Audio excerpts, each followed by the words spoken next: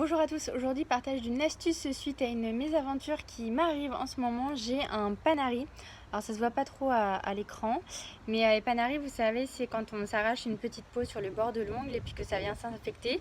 Ça forme une petite poche jaunâtre, verdâtre qui se remplit donc de pus, et c'est quelque chose qu'il ne faut pas laisser dégénérer puisque ça peut prendre de l'ampleur et ça peut parfois même nécessiter une opération d'urgence pour venir désinfiltrer toute cette zone. Donc moi c'est quelque chose que je fais depuis l'enfance assez fréquemment. Le geste simple qu'on faisait quand j'étais petite, c'était de tremper le doigt dans du daquin. Mais vu que maintenant je suis aromatologue et fière de l'être, je vous partage plutôt des astuces aromas, d'autant que l'huile essentielle de laurier noble, puisque c'est d'elle dont on va parler, vous conviendrez que ça sent nettement meilleur que le daquin.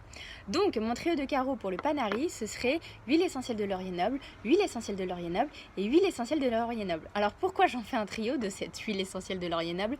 C'est parce que ça permet d'insister sur cette notion d'itérativité. L'itérativité, ça veut dire que vous allez devoir utiliser de l'huile essentielle en fait très fréquemment et très régulièrement au cours de la journée. C'est-à-dire que moi, clairement, j'en mets toutes les demi-heures, voire toutes les heures, selon ce que je suis en train de faire, pour permettre d'enrayer la propagation du panari. Donc en fait, c'est simple, on vient mettre 2 à 3 gouttes pures sur le panari. Voilà, on laisse bien pénétrer. Et voilà, et ça, on le refait régulièrement. Et j'ai bon espoir que d'ici demain et après-demain, il n'y ait plus rien. Et je pense que j'y arriverai.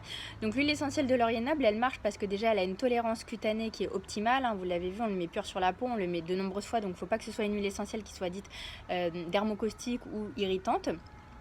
C'est une anti-infectieuse et qui marche très bien sur tout ce qui est bactérien ou viral, mais là c'est bactérien en l'occurrence, donc ça va permettre d'enrayer ce foyer infectieux. Et en plus c'est anti-inflammatoire, donc ça permet d'atténuer cette douleur lancinante qui est propre au panari. À savoir que si c'était pas suffisant, la petite astuce supplémentaire ce serait de mettre une petite goutte d'huile essentielle de menthe poivrée qui marche très bien sur les types de douleurs lancinantes. Et voilà, donc petite astuce, en geste simple, l'huile essentielle de laurier noble sur le panari c'est optimal. À savoir aussi qu'en autre geste simple, sur les aftes, l'huile essentielle de laurier noble aussi se prête très bien. Voilà pour la petite astuce du jour. Je vous souhaite de prendre soin de vous, de profiter de cette belle après-midi ensoleillée. Si c'est votre cas dans votre région, à très bientôt pour un prochain tuto.